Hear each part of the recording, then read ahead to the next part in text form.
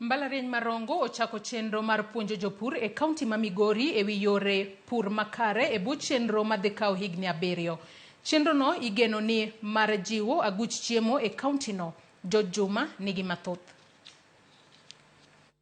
Kaunti ma Migori achiel kuom kaunti e piny Kenya ma osebedo ka ong'ere ni golo chiemo moromo.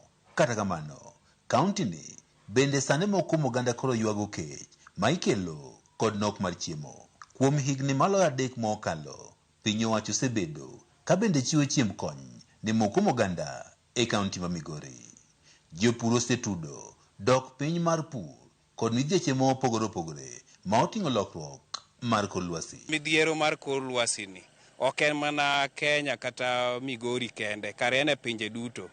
Koro wasomo ni kare onego bed ni wang'iyo mana lony manyasani mondo mi wagore kode. Sio kukuza chakula kimoja, lakini tunakuwa na chakula kingi kwa shamba ili tuwe na chakula kutoka Januari mpaka Disemba. Tuko na chakula, tuwe na mboga, tuwe na matunda. Dok pinye golo chiemo moromo e kaunti ma Migori osemiyo piny owacho kowego moko mago mag piny owacho obiro kod yore mopogore opogore mar jiwo pur e kaunti ni.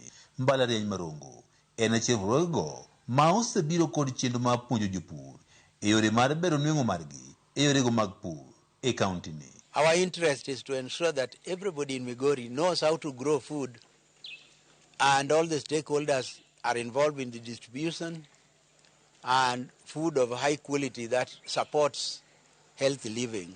County government haijui kile tunafanya. Hatujaweza kukusanyika hata na wasomi ili tujue nao kile wanafikiria juu ya ukulima, lakini siku ya leo tumekuwa nao, tumechanganyika nao na tumejifunza mengi. E bwo chenro margi mar higni 7 mag dhi timo machiegni kod jopur, jolony mowuok e Mbalariany mar Rongo dhi chiwo puonj ne jopur e yore makare mag jiwo pur.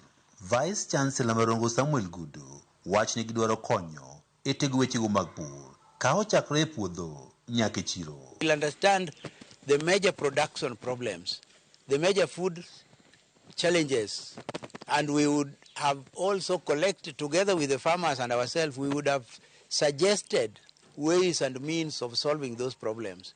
And therefore we expect that after 7 years, the way the food is produced, the way the food is processed and distributed will be completely improved over and above what is happening now. Afwenyo ni mondo gige wa kayo mondo me wausi onego bed ni wan gi lony manyasani makeyo wachno yamo.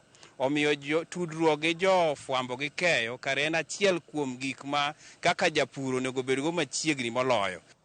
Kaunti ma Migori sani nitiere kod jopur malo gana 174 ma ondikore kod piny owacho ma bende puro kothe mopogore opogore to ahinya bando kaachiel kod niang'. Juma, Ramogi TV, Migori. Piny owacho kokalo e migawo mar weche pur ochako chenro